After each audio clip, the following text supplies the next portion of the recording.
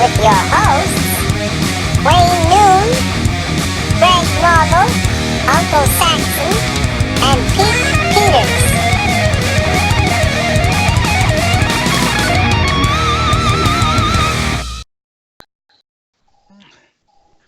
Welcome to Rat Salad Review. As you can see, today we have a guest on. Yeah! Yeah. Yeah! Hello, Marc Muchnik, right? That's how you pronounce it. Muchnik. Everyone wants to insert an N in there. It's Muchnik. Well, I was gonna insert a D in there, but I didn't want to insult you. Welcome to Rat Salad Review, Marc. Great to be here. Thanks for having me. Yeah. You are here today to talk about your new album from the Nightmare stage. What is it called? When the Curtain Closes? Yep. Yeah, When the Curtain Closes. Yeah. Yeah. So how long have you guys been around? Ass. It does kick ass. It does. Thank you. It does. So I've been playing with my guitarist, Craig, for almost 15 years. And then 2007, so we're looking at a little over 10 years, the Nightmare stage was sort of formed with Scott Oliva, who's, incredible vocalist, sort of the driving force for the sounds. And so our debut, which debut as in we record an album, and I have 500 copies of it in my basement. I know the feeling. But they're all shrink wrapped. They're beautiful. Oh. And 2010. Hey, Polycone. I'm on it. Yeah, he wants the PayPal account. Oh, cool, man. You still have that album available where people can, buy it from you? Or? Yes, definitely. So 2010, and then it's 2019, and we're releasing our second album. So we're not on a,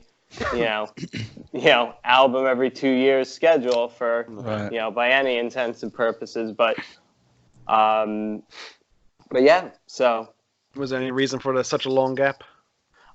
We had some changes. We changed our drummer, and just life stuff. Like I work. I'm a school psychologist in an elementary school. A very busy, demanding job. Everyone has their things. Yeah. So, and it really we never had any visions on releasing a second album, but it just came together.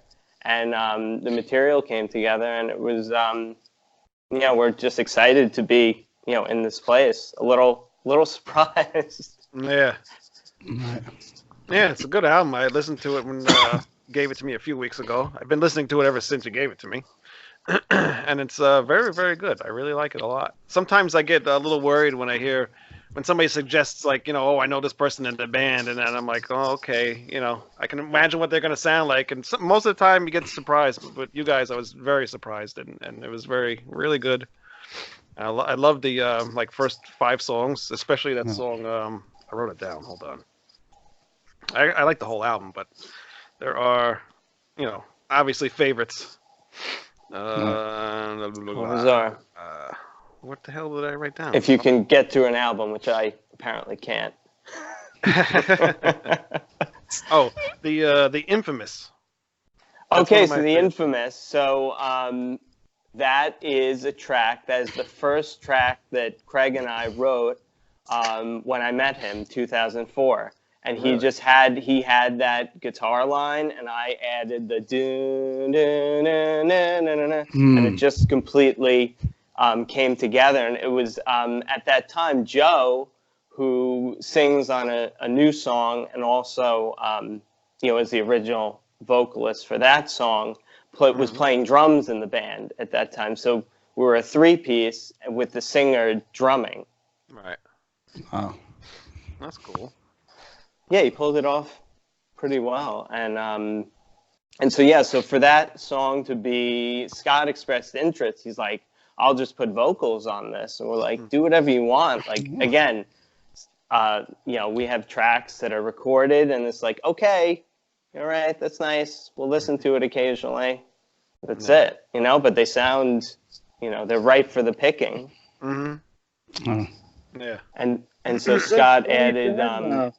no. Since 2010, you guys went from a 4-piece to a 3-piece to a 5-piece. We started out. Nightmare Stage was always a 5-piece, and yeah. So Craig has always been a one guitarist band guy, and so he always wanted like a keyboardist to play. So I almost play like lead keyboard, and like the writing. A lot of the writing is.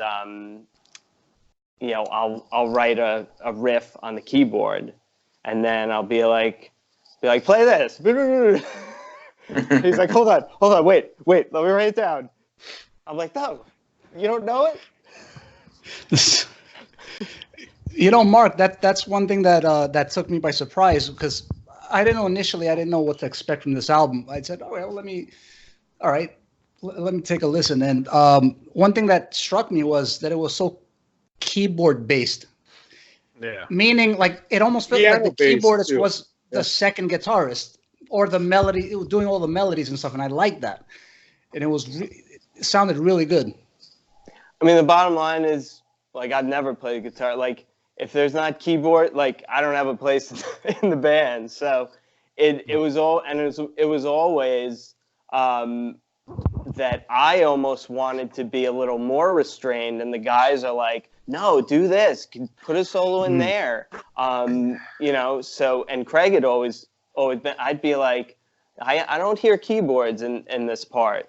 I'd be like, I don't see keyboard, and then most of the time we would fit, and then there is a spot in Finding Home where there's no keyboards because it's just a really thrashy riff. And I'm like, Right. I'm sitting this one out. I'm gonna I'll have a drink. Right. Because it's a busy song. So to add any more, yeah. Yeah, Makes it's sense. just like sometimes you just want to let the song breathe a little bit. I'm gonna apologize now. We should have been on live, but apparently we're not.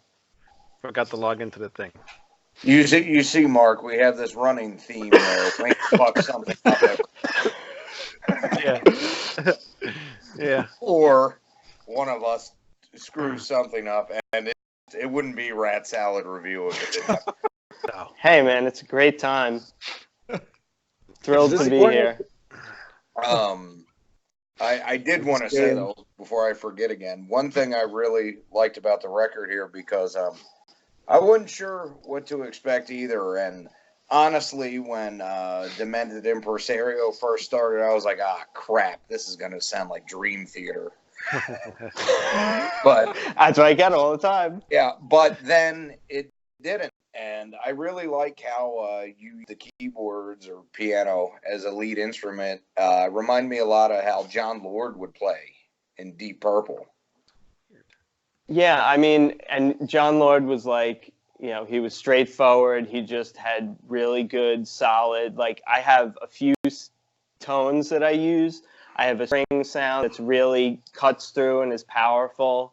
So I don't mix it up a lot with like a lot of fancy or like spacey sounding, just Right. like, you know, instrumental, a good piano, and just like, you know, the song, you know, how does how different melodies fit into each other, and how the song progresses. So, you know, the riff can be the theme for the lead that's coming, could be, you know, repeated in the bridge back to the verse, you know, something like that.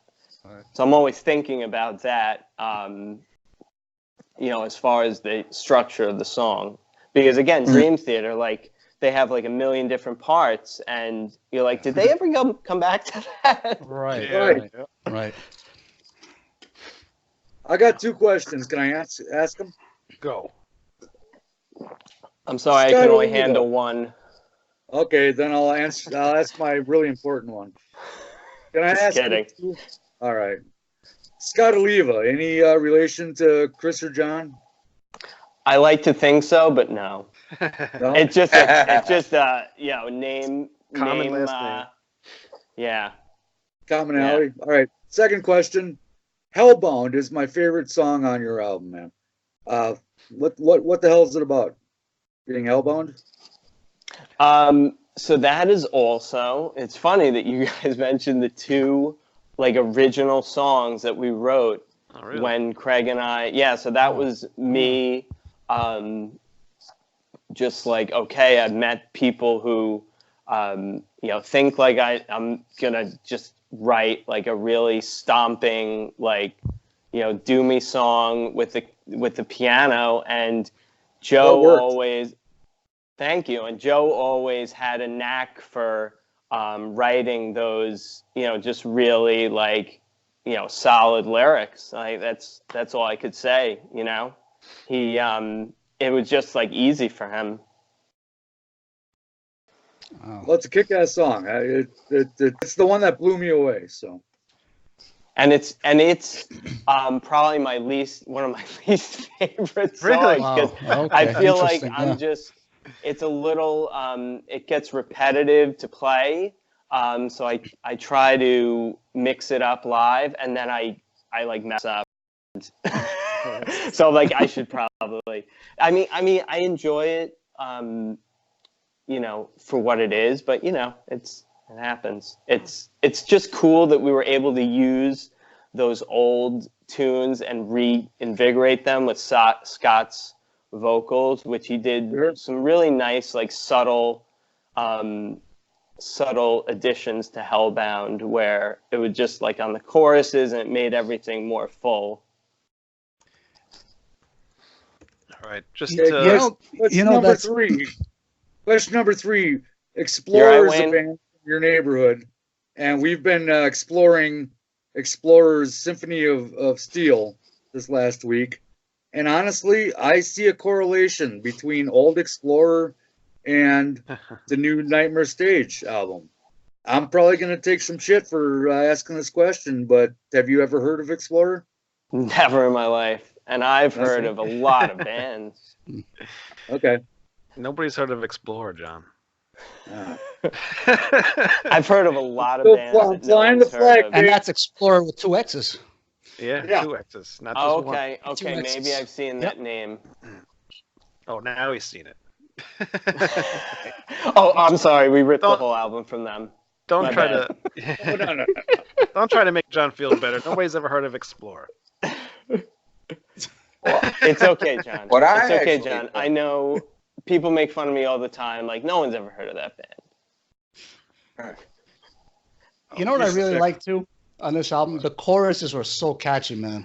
The choruses really were doing it for me too. But my favorite songs off this album are Demented Impresario, Returns Again. I love that one too. And This Is the End I really liked. I liked From Below a lot. So I have a bunch of favorites. I think they're great. Those are great tunes, man. We were really happy. I was really happy with how the 1-2 punch of Returns Again to me is a perfect like second song, because it just gallops. It has those few notes and it just starts off. And This Is the End was really just something that I feel like is easy to just write, like a really beautiful piano, and then Scott's vocals, like it sort of gave me like a little Symphony X vibe to it. Like it was cool. It was nice to mix it up. Not only that, but the end was a perfect song to like mellow the album down, then kick it up again. So it was a really cool, just nice, smooth, soft-paced song. It was nice. We paid a lot of attention to song placement and excruciating attention. Right. Yeah. But again, 8 years between an album, it better be, we have the time to. So thank you. I really, we really appreciate, we just do it because we love, that type of music, and we want to make it. Right. No, it sounds great. Yeah, it sounds great. Yeah. Mark, one last thing, man. I just want to throw this out, actually, but don't get pissed off at me though. But From Below. There's to me, okay. I hear a hint of Oliva's Pain. Oh, is there a hint of Oliva's Pain in there? It just reminds me a little bit of that. Just a little hint of it somewhere in there. There could be. I mean, we're all Sabotage fans, and right. John Oliva is like the quintessential. He's on the piano, he's singing. So, and he had that like melodic, but like really like gritty. So I mean, that's not something to be ashamed of, to be influenced. Right, of course. Yeah, and that. So From Below was the dual vocal. So that was Joe, our original vocalist way back when. Present day with Scott doing the dual vocal, okay. And that was a song that we used to play, like a while back as well. That never really came together. So we sort of pulled from everything that we had accumulated musically, and like, okay, I think this could work. Who was the female vocalist on the, was that the last song, right? Curtain Closes? Yeah, so that's Brenda. She's just a friend of the band and grew up with music, and she just wanted to do it, and she had never done it, really done something to that, scale before. And yeah, I think she has a sort of a unique voice that was cool, and, it really was a nice, it was like a family affair for the band. Yeah, that's cool. You think you'll do stuff like that on the next album, if there ever is a next album? Definitely. Always like to include different sounds and, 20, what at this pace, what is it, like 2026 that we'll be talking again? Yeah. If we're still on. You never know. I plan on being, but who knows? I hope so. Yep. I say go back in the studio right now and ignore the future. Yeah. Just get your B-sides together and slam it into an album, man. Keep the magic. No, I know. Going. We have so much material that it wouldn't be. So do it. Yeah. All right, I'm going right now. Do you? What? No, I was gonna say one thing I really liked about this record is also my two favorite songs from this were Dark Skies and Finding Home. I find it interesting each one of us picked two completely different songs. Yeah. But so we all like the whole album. Combined with all of us, we like like the entire album. Yeah. Well, yeah, I mean that's great.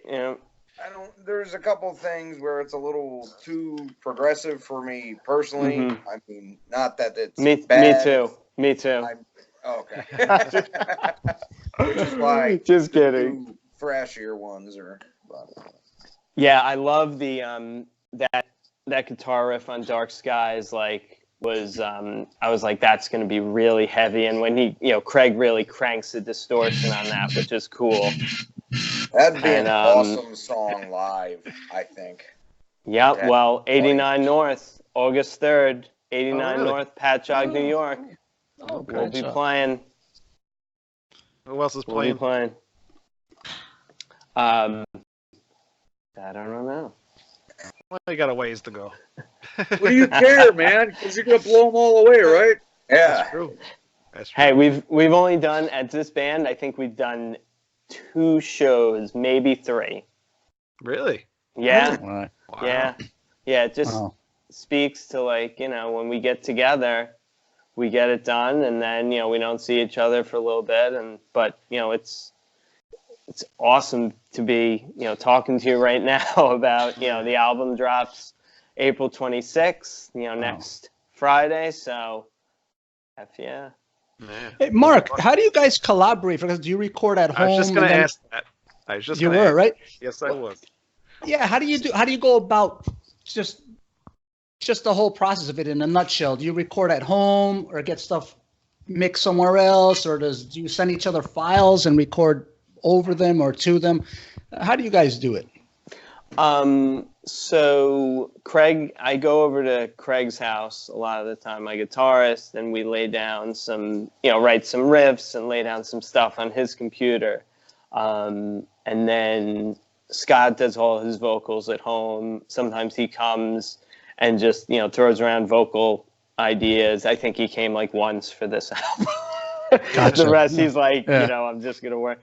Right. And then Rob, also when we got Rob, the new drummer, he was just there in the writing process. And he's sort of something, when you hear drums under something, you're like, that really makes sense, finally, and he could play anything. He was like a chameleon, which was cool. So it's pretty much Craig and I. Sometimes what I'll do is I'll record, I'll hear a riff in my head and I'll sing it on my phone and then I'll play it on the and then so it's coming from all different aspects. Right. I'm not very technologically.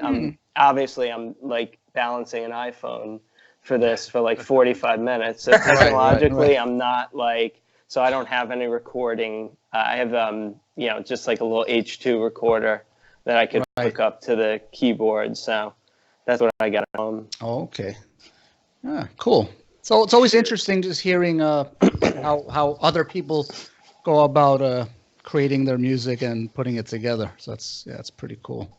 Nice. Yeah. No, I love the question because again, it's something that you do, but you always wonder how does it work? In other, what about What about you, Wayne?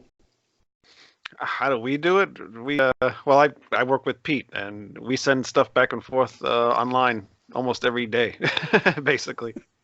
Right? Cool. Yeah. How many times have we changed one song? Yeah, that's cool.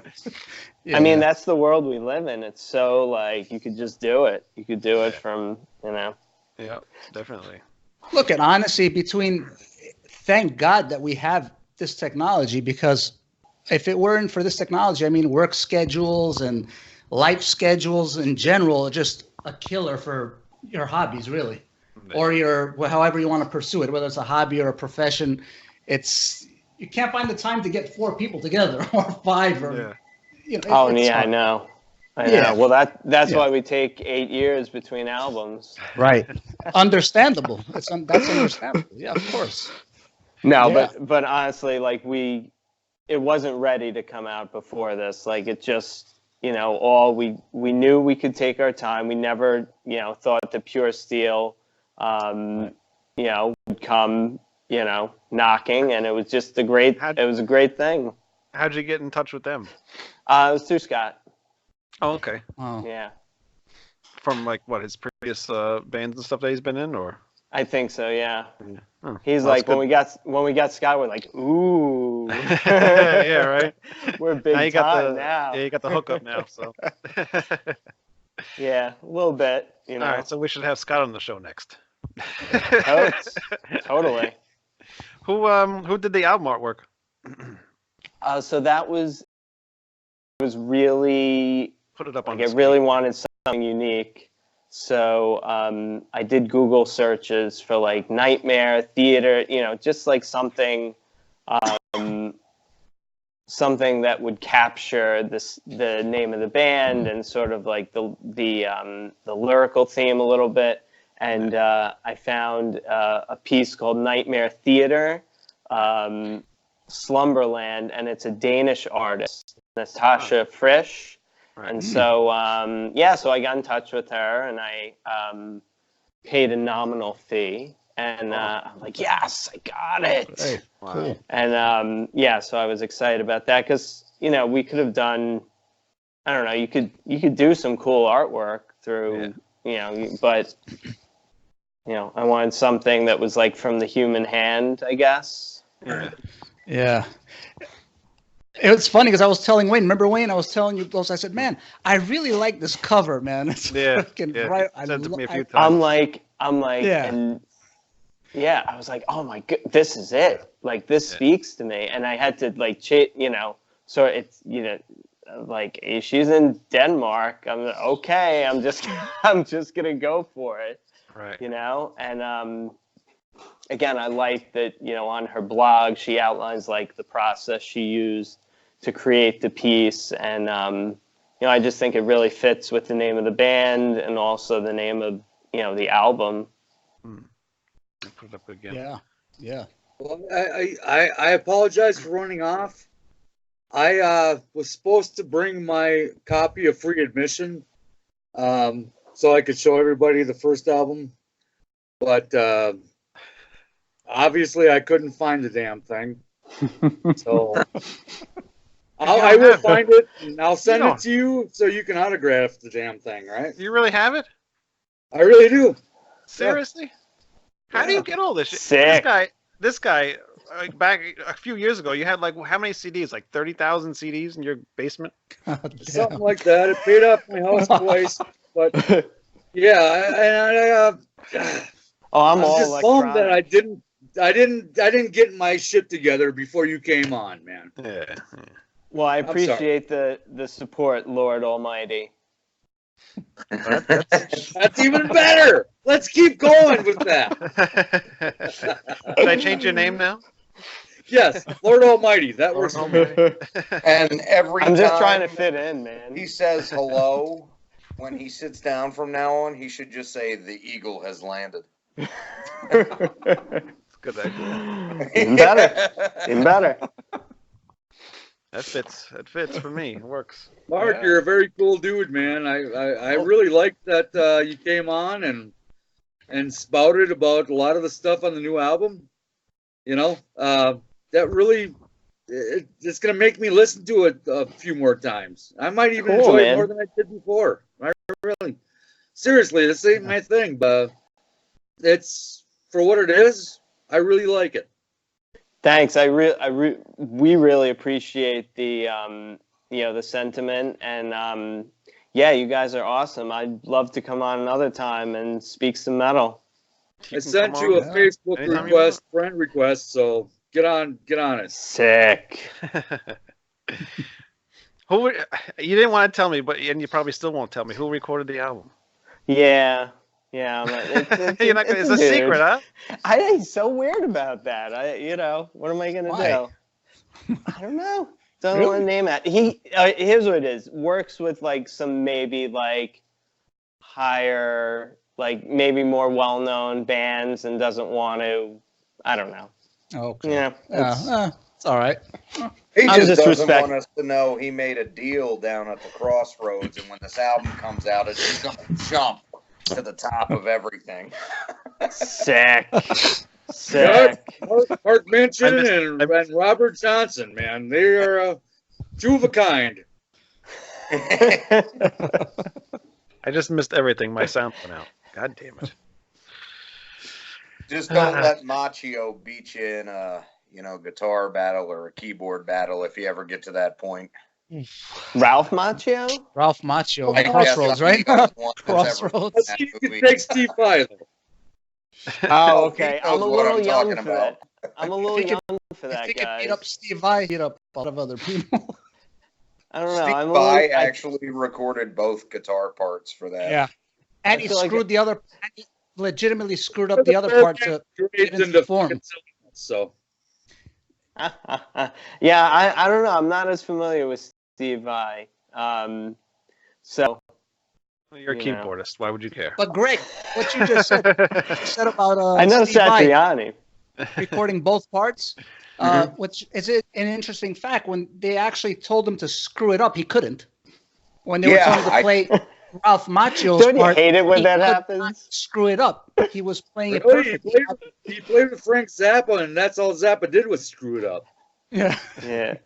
No. Yeah, I mean, when you have that stuff, even when it's still choppy like that, is very, very highly structured. Oh boy, can't say nothing about Zappa when Greg's around. Sorry, Dragon. Dead Milkman. Yeah, you gotta watch it. Be careful. He gets very sensitive about Zappa. This is dragging away from my territory, boys. Mine too. I'm not a Zappa whatsoever. The only Zappa you'll find in my collection is stuff that Greg sent me that I just recently deleted off my phone. Didn't hear that, Greg. Everybody guys, own a copy of Hot Rap. I'm gonna roll. Again, it was sick talking to you guys, and yeah. Yeah, whenever you want to come back on the show and spend a little bit more time with us, talk about some metal and stuff that you listen to. Oh, totally. I would love to do that. You're more than welcome to I'll come on. hit you up, Wayne. Yeah, we talk Great all the talking time. to you guys and meeting. Hey, I know- nice meeting you, man. Nice having you. Yeah, and know- again, thank you so much for the kind words about the album. We're really pumped. Sure. And I also heard you're a wrestling fan, so we got to talk about that too. Oh yeah, Hell totally. I got a WWE belt from my office the other day. Yeah. Oh, Yeah, they're you're a cheap mark? now. You're a mark. Oh, No, I'm total smart. Total smart. Great. Smart Mark. Smart Mark. Yeah, I know. a little. Entertainer, brother. I am smart. Smart Mark. Smart Mark. That's Anyway, right. Album comes All right. out April 26th, right? you got it when the curtain closes. The curtain closes. Nightmare Stage. Nightmare Stage, Pure Steel Records. 9 days from today. Oh, buy yeah, it. Highly recommended. Yeah. Go check out their Facebook, and you got a website. Is it nightmarestage.com? Yeah. Is it easy? I think it's just a Facebook page we have. Oh, you don't have a website? Yeah. Okay. Yeah, it's just a Facebook page. All right. Well, everybody go and check out the Facebook and buy the album. You will not be disappointed. All right. Yeah. All right. Enjoy Thank your you. guys' night.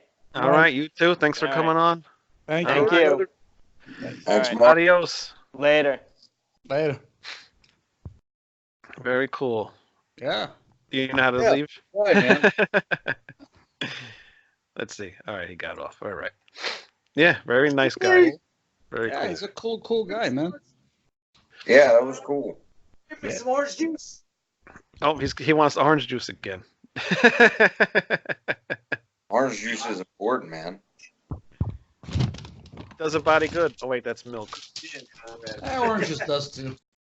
So, I did get a new release in the mail today, sort of. What did you get? I got the special live tribute Deceased Screams from the Dave that they put out in tribute to Dave Scarface Castillo, who just died last fall. Yeah, very good. Shit. Tragic accident. They're only pressing 300 copies. Wow. Touch with King Fally if you want one. It's a great show. Wow. He's probably almost sold out by now. Yeah, with that Oh, there one. can't be many Could of them be, left. yeah. And Yeah. got the vinyl of Ghostly White in the mail today too. That's Wow. finally out. Oh. No, and I guess he was going to get it. He could say, "I'll be right back. I'm going to get it," instead of Well, just it's walking away. right there. Glow in the dark white vinyl with an etching. Very cool. Oh yeah, that's nice. Nice. Oh. Hey, Dragon, is that a CDR or is that an actual silver CD? No, it's an actual factory press CD. It's Okay. put out on their record label. Yeah. Yeah, he's got a Oh. record label, so he Mhm. he does that shit Just for asking. reals. Yeah. He's no bootleg, No. not at all. Yeah, you sound much better, Pete. Yeah. Pete Yeah. Peters. It I think I had to really adjust the because this thing clips a lot, so I have to be careful when I speak Yeah. into the mic. You need a Just fucked it up, didn't he? Yeah. yeah, he did. Hey, Pete, just take a lozenge and you'll be fine. Lozenge engine. Lozenge and Take a lozenge. That's a word, right? yeah. Sure. Why not? Yeah, I think so. I'm not going to try to say it. We'll just go with what you said. Yeah. Thank About right. It's close enough. It's close enough. I need a lozenge. God damn. Yeah. Mm. All right. Well, anything else anybody wants to talk about before I talk about some news, some interesting things this week? You want Uncle Sax's story of the week now or later? Sure, go ahead. It'll give me time for my computer to actually work and get the stories up. Okay. Yes. This one. Okay. And I'm not sure. A lot of the time, my stories have sexual innuendo. Yeah, that's okay. That's okay? That's all right. Okay, man, I'm going to tell a different story then. Just kidding. The year was 1985. Okay. Autograph had their big hit, Turn Up the Radio. They had a big hit. David Lee Roth was a big fan. I don't know if he had anything to do with their album or anything, but they took him on tour for the 1984 tour. And they slowly build up a little fan base, and that song got on the radio, and we're like, yeah, turn up the radio. That sounds fucking great. Right. So I'd been on my own. I've been on my own since I was 14 years old in 1983. I've been, wandering the streets kind of thing. And that's a true story. But my mom, she'd let me come back to the house just so she could see me, and make sure that I was alive and that kind of thing. My stepdad was a dick. Yeah. So me and my buddy Raj and my buddy Jeff went to my mom's house and said, hey, can we get a ride to Southdale? There's a big autograph signing. And, she's like, yeah, sure, no problem. And my stepdad, walks into the room and goes, what? Oh, blah, blah, blah, blah, blah, blah, blah, blah, blah. If you want anything, you're going to go mow the lawn and pull some weeds. All right, whatever, dude. So I was out there mowing the lawn and pulling weeds for like 3 hours while Jeff and Raj were just standing around the corner smoking doobies. I'm like, you guys suck ass. Yeah. So my mom gave me $5 and then gave them $5 each. I'm like, what? They didn't do nothing but smoke doobies around the corner, man. Wow. So she gave us a ride out to Edina, Southdale, which was, across town.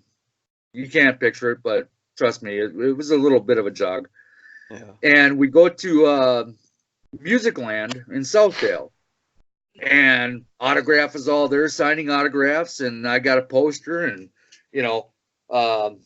the drummer, Richie Richards or something, he just, remember the old Autograph video where he would just sign his name with the X's over his eyes? He did that on my poster. I'm thinking, yeah, okay, that's the greatest ever.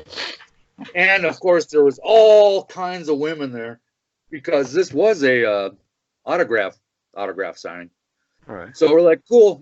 I tucked my poster in my back pocket. We took a bus back downtown, and we're on Nicollet Mall, and we're walking past a bookshop, and here's Steve Plunkett, the lead singer of Autograph, in the bookshop. We're like, yeah, let's hey, it's Steve Plunkett. I'm 16. I'm cool. Let's go talk to Steve Plunkett from Autograph. And Steve Plunkett's in there and shaking hands and doing this and that and the other thing. And Raj says, hey, Johnny, you should sing him your new song. Which was? Dude, I don't think he's gonna like that a lot. Steve Plunkett from Autograph, right? And Rod's like, yeah, you gotta sing him your new song. So I pulled a rumpled piece of paper out of my jeans. I started singing him, Pussycat Stew, Pussycat Stew, don't tell people what you do. And Steve Plunkett just looked at me, he's like, yeah, you should have a little more practice. Keep writing, you'll come into yourself. So a couple hours later, we're at the side door at the Orpheum Theater in downtown Minneapolis. I was on a roller coaster of highs and lows this entire day. And we're banging on the door, and Raj's sister is there. Her name's Marissa Carlson. Okay. And she gets in, and all the other girls that we were with get in. What? It's 1985. King Cobra is opening for Autograph, right? Right. Loved both bands at the time. So the door opens and Johnny Rod comes out. And Raj had size 15 feet. And Raj takes off his shoe and says, here, sign my shoe. Johnny Rod, yeah. And then they close the door on us. What?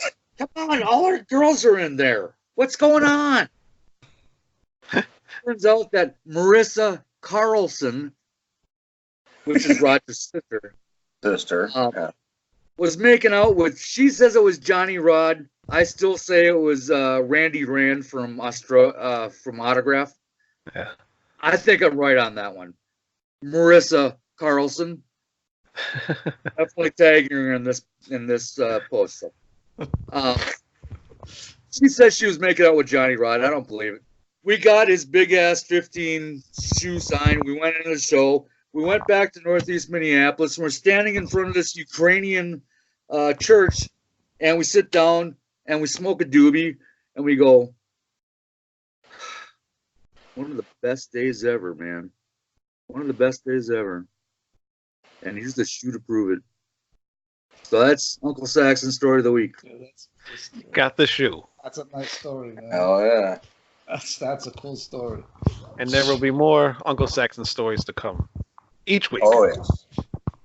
I kind of make it like a little intro for your stories section. Go crazy. I will. Maybe you can make me like a little sound clip, and I can put some music to it. Yeah. If you say so. Not the creative one. I'm the storyteller. I know. You can do something funny. I don't know. I'll think of something. Don't you worry. I know you will. I'm a thinking man. Former Kiss guitarist Vinnie Vincent announces Speed Bowl Jam Nashville performance. Anybody think this is going to happen? Nope. No. That man has had 30 years for him just to do not even the right thing, but the thing anybody normal would do and show up for a show or put out an album that people pay for. So I don't see it happening. Be nice if it would. Uncle, But Dragon, you want to call him out right now on his shit? Call him out, Dragon. Yeah, he's gonna yeah, call sure. Sue me, you little fucker. Dragon got a got problem some with it. conflict with the man, so Yeah, you no, I mean, leave that alone. oh, no, I don't mind. Well, a lot of people, not just me, have bought that box from him that we never got. I don't think he ever compiled that.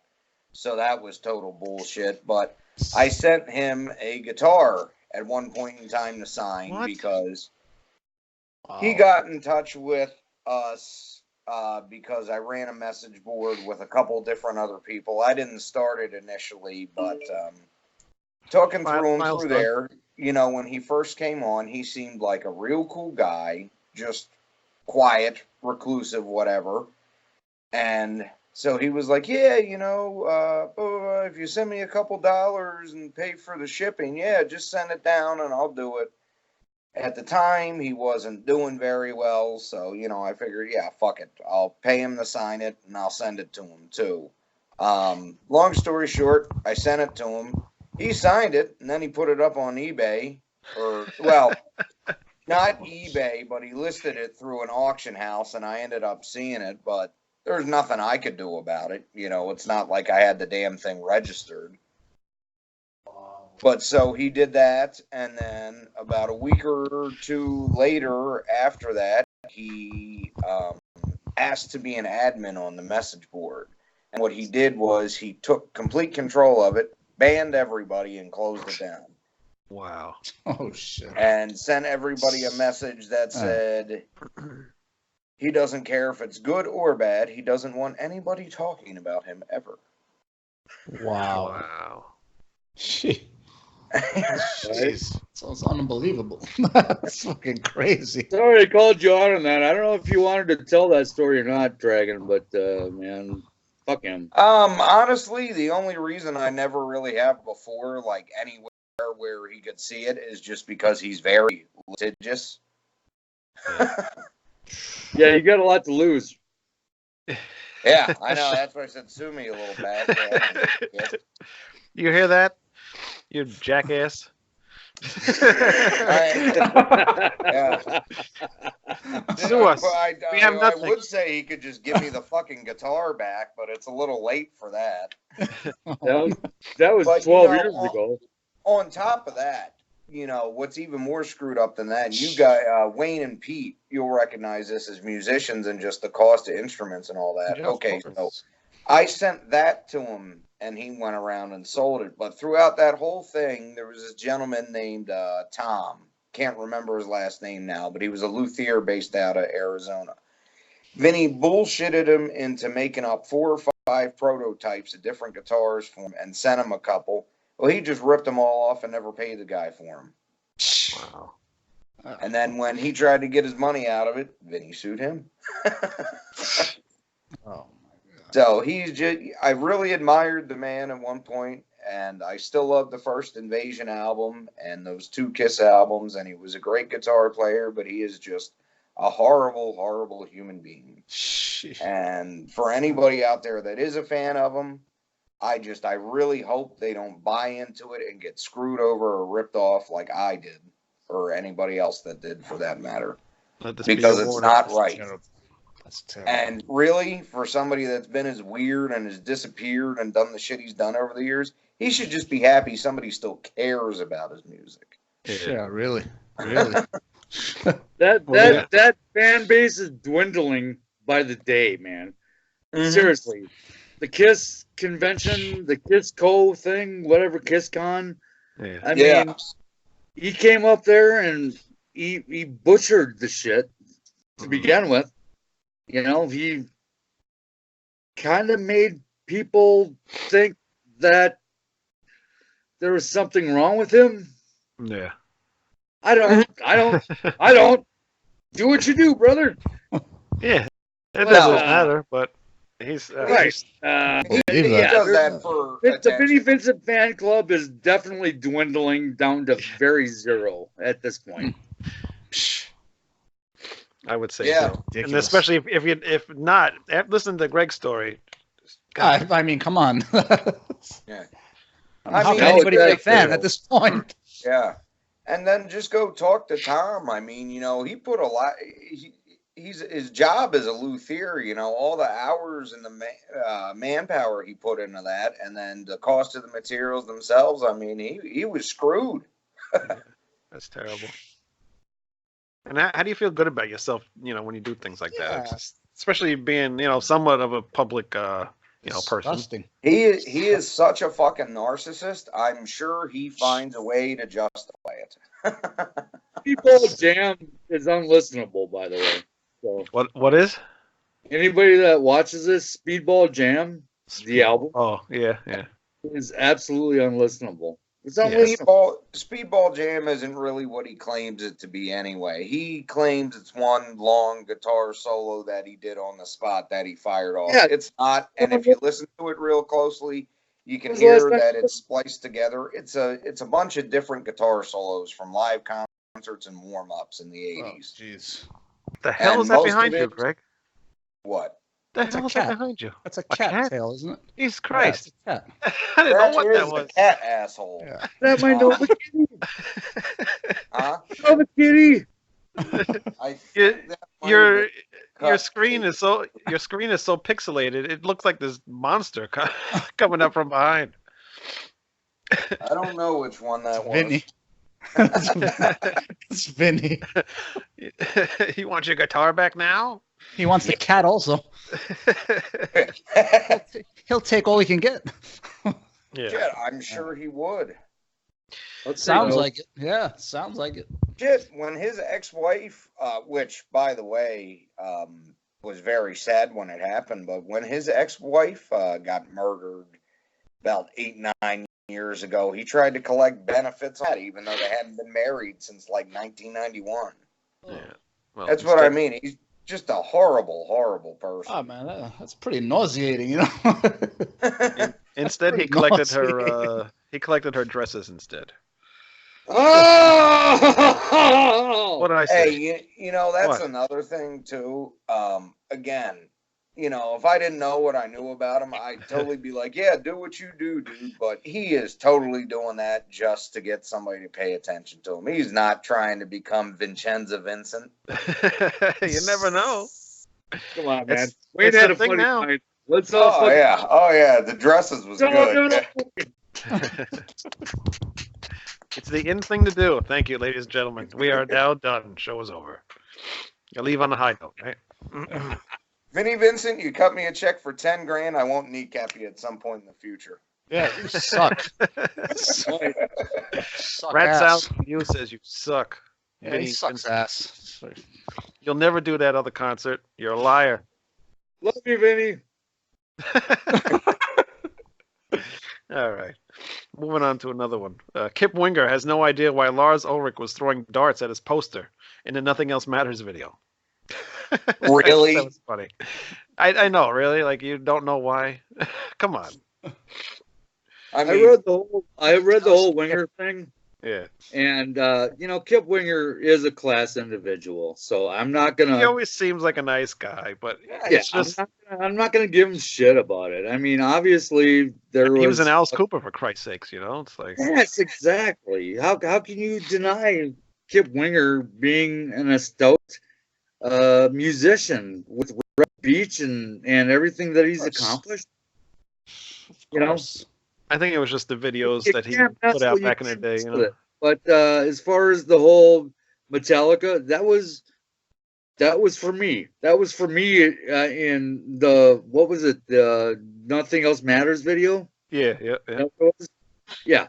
Well, Metallica. When I watched that video, you're right. Nothing else matters other than you, man. Yeah, because Metallica sucked at that point. So yeah. What? No. Yeah. No. Yeah. That's unfortunately that's when I get into them. Yeah. Really, man, they sucked. Yeah. From that point on, to me, they were garbage. And Justice for All is garbage too, except for I like Justice for All though. You don't like Justice for All. Oh. Greg only likes the first 2 albums. Yeah, basically, and like half a master. 3.5. Unbelievable. Well, what do you mean half a master, man? That Masters of Puppets. Fuck you, man. Yeah. I hate Sanitarium. I don't care what anybody says. Wow, you made him leave. Yeah. Oh he's going to get his pillow. Why? He's really upset. He's probably going to get his orange juice that he never got. Unacceptable. Jeffrey never. Yeah, he got to get his pillow. I sleep with this pillow every night. That's cool. Seriously. See, Greg? Even Saxon likes Master of Puppets. I know he does. Zach likes Master of Puppets. I think Greg's the only one that doesn't. I mean, there's some great songs on it, but me and Greg used to live together, right? Yeah. And we've had this discussion so many times, and Greg is smart, as intelligent, as just so in tune with everything that is metal, is wrong on this one. He is definitely wrong. He's just wrong. Yeah. We did an album versus album on this. We did. What was the other one that we did with it? Rust in Peace. Rust in Peace. Yeah. Master of Puppets and Rust in Peace. And versus Rust in Peace. Obviously, Rust in Peace Rust went in Peace right without, feet. oh, no doubt about it. Oh my God. Rust in Peace, man. Come on. Oh yeah. Although I will say, Made John very upset. Oh, I love Master of Puppets too. But John just quit Rust the in show. Peace. Yeah, Rust in Peace is just a better record. But I mean, Disposable Heroes is easily one of the best metal songs ever recorded. But. Yes. Yeah. I'd say so. Well, going on with Metallica news, I thought this was funny because for the last album, he lost all the songs. But for the next Metallica album, Kirk Hammett has tons of material that he will lose when they go to record. Oh, Willie. Yeah, he lost when they did Hardwire to Self-Destruct. He lost his cell phone or something, all the files on his phone, and everything that he had was gone. That seems like a piss poor decision to not have a backup for doing something like that. You would think so. Yeah, I would think. You would think so. Wow, you really made Saxon very upset. He's put the glasses on. No, Greg did. Yeah. I like I love Master of Puppets. I didn't say it sucks. What is that thing? The skull. Crimson Goo. Is that a voodoo stick? I think so. It's a Pez dispenser. He's putting voodoo on us. I love Master of Puppets. I just don't like it. Oh, see, now he's trying to... Thank you, Pete. Let's talk about Master of Puppets. Hold on a second. Yeah, Pete, I think you got the right idea, man. I don't want any voodoo spell put on me. No, absolutely. So what do you think? Disposable Heroes, one of the greatest songs ever, right? Yeah, The best. We all agree on that one. Yep. Yeah. We all agree on that one. Yep. Certainly is. Oh, it is. It is. It's the best Metallica song ever written. If you guys aren't disagreeing with me, then I've got really no reason to rage against the machine here. I like Jump in the Fire the best if I had to pick just one song. Either that or Creeping Death. Yeah. Whiplash. All right. Journey announces the 2019 Los... Great outfit. What? I was just saying that as long as we got back to Master of Puppets, and that is the greatest album ever recorded. God, no. What the hell is that? Who is that? Is that John Belushi? Joliet Jake says, Master of Puppets, greatest album ever. What the hell's Joliet Jake? Well, she was half of the Blues Wouldn't Brothers. it be his first time being wrong? I can't tell over the little screen here. Oh, wait. Okay, you want to use Joliet Jake. I will be right back.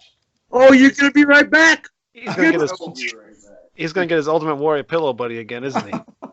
Come on, this is the greatest episode you ever made. It is. The interview with Mark went very well. I thought that was fun. And now we got this. This is even better. Okay. Well, I was close. The smartest man in the universe happens to think and knows, and since he is the smartest man in the universe, this would make it a fact that Iron Maiden's Killers is actually the best metal album of all time. Wow. He just made the new intro clip with that now. Master Puppets versus Killers. I don't have anything to show. Here, I have this. Oh, 27. The only thing I have is watch out, Wayne. Oh, what the hell? Now I have to go get something? Yeah, I made this little pumpkin guy. I want to kill it. I really do. I that? want to stomp on it. I didn't make it. I found it in the dollar store. And then I said, oh, that kind of looks like the pumpkin from the Halloween I Want Out cover. So I painted it. Yeah, he looks almost like exactly that. like Yeah, that. and he had the hat on, so I was like, that's kind of cool. The Keys 2 or 1 and I Want Out. Those are cool power metal albums. Yeah. Of course, I was on MTV. You were? 1987. Yeah, you want to see that video? Wait, you went on the Hell on Wheels tour? Yeah, I was on the Hell on Wheels tour, baby. Really? First day, 30th, Oh. 1987. Wow, so you're in the video? I'm in the video. I'll have to watch it. Oh, I've that's seen cool. I What, are you right down the front? You can send what? I can send you the DVD that specifically points out the timestamps where John goes up. I know. I'm psychotic. Hey, I would do the same thing too. Yeah. Grim Reaper, and they were great too, by the way. Who was that? Oh, Grim Reaper? Yep. Yeah, they were awesome. Which they did come back, but that guy's got like his He leg has amputated, solo. right? Yeah, got amputated. Grimmett, Steve Grimmett. Yeah. But yeah. have you heard his solo albums? He has some good stuff, man. No. Even his solo He's albums are tough. kick ass. Huh? To be Pete. We should talk about that. Yeah. All right. Go. Steve Grimmett. Go ahead, talk about it. Oh, Steve Grimmett? Yeah, go ahead. Yeah. Man, I love Steve Grimmett, man. Come on. But his stuff, I don't know if you guys, well, have you heard any of his solo stuff? Yeah. Yes, it's good. It's good. I've heard his Lions Pride stuff and Yeah. Has like kind of like has that bluesy edge too.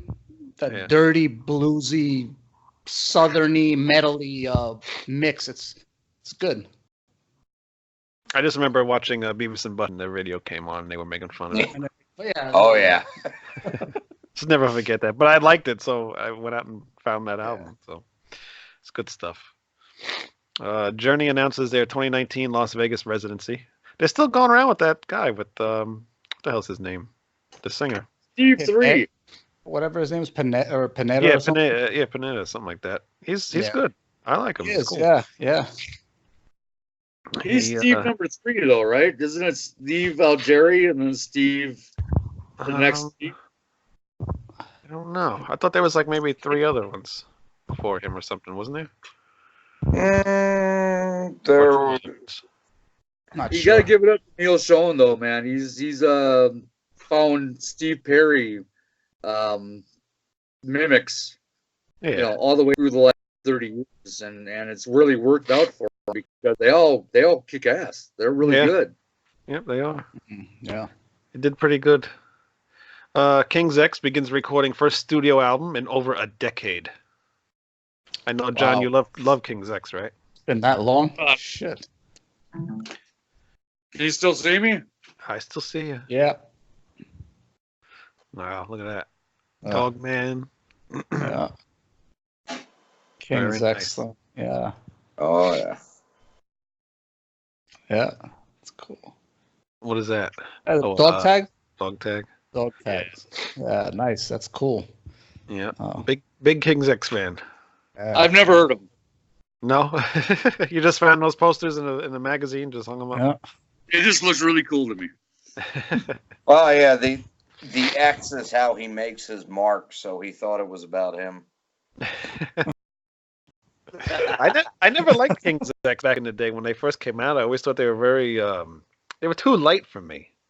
Really? Yeah, I didn't like their sound. It was just very flat sounding and just I don't know. Didn't do nothing for me. Okay. It wasn't until I went onto the Heart of Metal where I met you guys, the message board, and almost every freaking post is about King's X on there. I'm like, let me go back and check what King's X, sounds like now, because as I got older, I got into stuff that I didn't like back then, and I liked them. Yeah. I like what? Go ahead. No, I was saying I didn't like him at first either, but then I was more close-minded musically, so I didn't really give him a chance. And then after I started listening more and more, I enjoyed them more. Yeah, but definitely get into them more. Yeah, especially like the first couple albums, really good. Dogman, I think, is my favorite though. Good stuff. Very good stuff. What else we got? Montreal officially dubbed Heavy Metal City. Mm-hmm. Wow. I don't know why. They didn't even mention Voivod in that entire piece, man. And I know Nago's gonna have a fit about that, but Montreal and Metal City of the Universe and no Voivod? What? Well, they're from Quebec. Yeah. Montreal. So they are mentioned in this article, but I guess they're not Are part they? of it. Yeah. Okay. Well, maybe I just gave up after a while. No, they are mentioned. No, they mentioned them towards the end, but I know they mentioned Away in it specifically because they tagged him in it when they posted it on Facebook. Yeah. God, I got a cold, man. This thing better go away. It's the measles. You think so? Like John said, yep. I should have got the Messiah.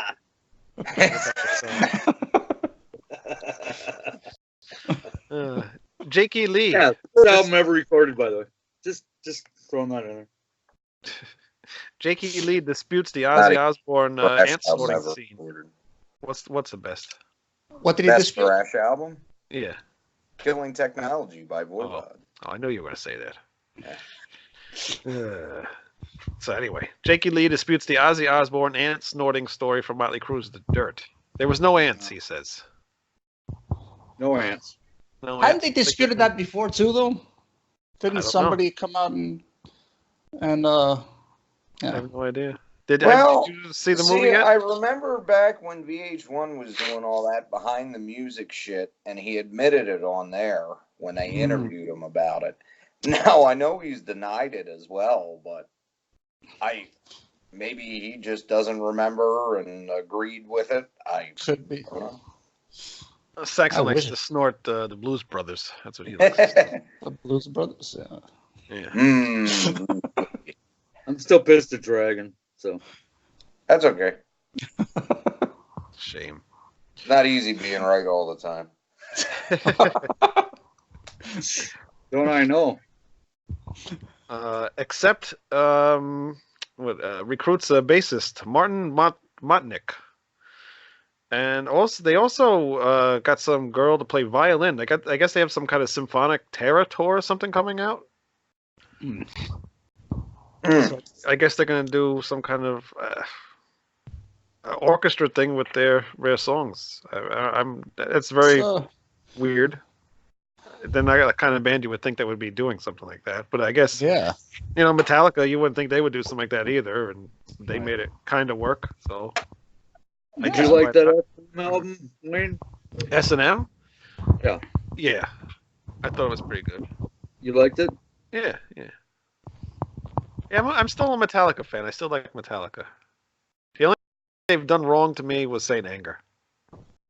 To me, honestly, from the Black Album and on, I think they're shit. But I admit, Death Magnetic, I did kind of like.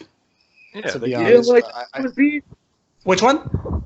The new one, Hardwired to Self-Destruct. You didn't like that? Wait a second. No. Did I even have that? Yeah, that's the last one. Yeah, sorry. I'm sorry. The last one. The last one was good, too. And I like Death Magnetic. That was before that one, wasn't it? Death Magnetic was before Hardwired to... Yeah. No, I like both of those. I gotta say. I gotta say I agree with you, Pete. Thanks. Rock and roll. Me and you, baby. We're going to take on these two guys right here. Yeah, right. I like those two albums. No, yeah, all right, I like them then we're taking on Noggle. Yeah. Okay. The only one that I don't like is Saint Anger. Oh, and Lulu. But I don't count that as a Metallica album. That was freaking terrible. Never heard it. Never want to. You don't want to. I mean, Lou Reed sucks. What do you expect? Yeah. Judas Priest, Ian Hill on relationship with KK Downing. Probably the less said, the better. There must be really a lot of bad blood with them. Yeah, a lot of stuff going on, probably. But yeah, I mean, I've got nothing to say about this. Yeah, he seems like he keeps trying to get back into the band. I don't think that's ever going to happen. Ian Hill is Ian Hill, and he's been there since the beginning, and let's just leave it at that. Ian Hill wins this conversation. Yeah. Whatever KK has to say, man. Yeah. Pretty much. Right. Yeah. And the last story, Blaze Bayley on joining Iron Maiden. He was very, very surprised that they chose him.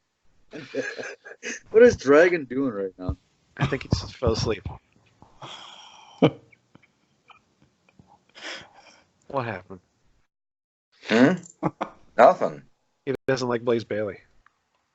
Oh, well, who does? I do. Really? You like those yeah. Iron Maiden albums? Hell yeah. X Factor? Yeah. Oh man, I'm gonna have to. I'm like gonna X have Factor. to listen to those, man. That's Because gonna be there's good Albert's stuff album on each topic. one of them, but he was in Wolfsbane too, right? Yeah. That's totally I just different. don't feel he was the best choice overall for them. Shit, no. I agree with that, too. I liked it because they needed some kind of a change. I don't know if it was... Yes, Yeah, you know what it was, though? You know what I think with him? I liked Blaze Bayley when he's in Blaze Bayley. Right. Or any other band but Iron Maiden. Awesome. Yeah. But with Iron Maiden, I like those albums too when he was in Iron Maiden, but I thought his voice was just flat and lifeless on those albums. Yeah. Really. Yeah. Mm-hmm. I thought they were really cool. I thought they were good. I don't know. No, he's right. I mean, 25. I actually had tickets to see Iron Maiden at this little club called the Mirage. I mean, it packed during the X Factor. It would have been 300 people, and I'm like, "Fuck it, man! I can't do it." And my brothers went to see Iron Maiden at the Mirage in this little club called the Mirage, and they're like, "Yeah, you know." They didn't do any Blaze Bayley stuff. All they did was fucking real Iron Maiden. Like, it fucking killed me, man. I am so ashamed that I did not go to that show. Oh. And that was with Blaze Bayley. Blaze Bayley, yeah. That was like 1986. Wow. Yeah, they played here too when he was with the band, and I didn't go, and I wish I would have, because apparently there was like nobody there. It was like 50 people. Yeah, if that's that. what I'm saying. Yeah. That would have been awesome to see them, because you never see that. Iron Maiden, Right. You know, Yeah. kicking the jams, motherfucker. Yeah. And it would have been great. And I just had such an attitude at that time that I just didn't go. Yeah.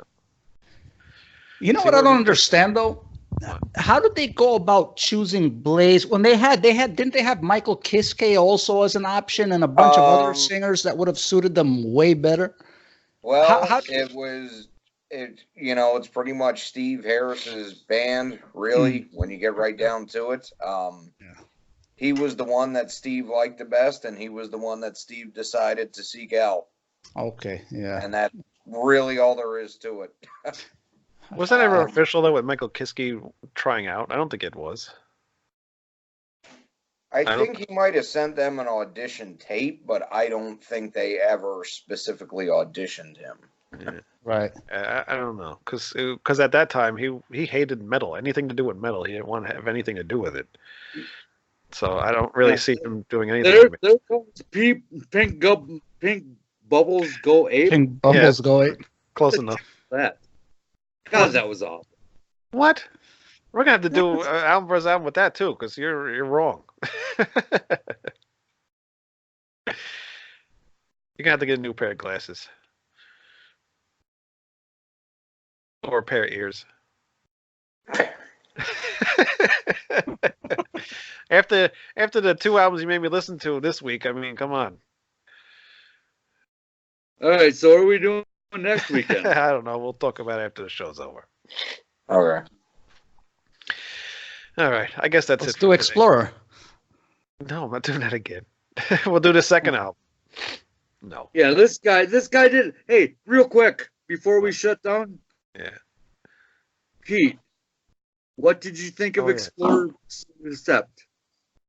Honestly, I only heard half of the first song, and I didn't get a chance to continue the rest yet, but I'm going to get on that. I didn't not listen to it because I didn't like it. I got sidetracked with something else. Yeah, but I still have yet to listen to it. So I will definitely let you know what I thought of that. What about the Accept? Have you ever heard that album before? The new one? No, the Eat the Heat. No. You never heard that before? Right. Pete, text me your number because I'm going to hit you up like every 30 minutes on the next album versus album because I want your opinion on this stuff, man. All right. Now that reminds me, did you go back and listen to the Queensryche in the actual order, Sax? I did, and I can't say that I hate it. Really? See, it's not as bad. When you listen to it in the correct order, it's pretty good, right? Honestly, I actually downloaded it and put it in the right order and put it on a CD and put it in my car. Wow. And then I went to my shrink, and she's like, "Nah, you can't like that new Queensryche album." I'm like, "No, I'm gonna listen to it once. I'm gonna listen to it again." And then I went back to my shrink, and she's like, "What'd you think?" And she's like, "Meh, it's on you, brother. Here's some drugs." Let's see, wasn't that bad? Did you listen? The other one that you sent, that band from Spain. Hey guys, I gotta sign off. All right, get out of here. All right, Greg. All right, let's end the show, and then we can talk after this is over. All right. I'll talk to you in the chat. Yeah. All right. Good night, everybody. Thanks for watching. Thanks to Mark, and go buy his album Nightmare Stage, April 26th, Pure Steel Records. Yes. Adios. Get it. Do that.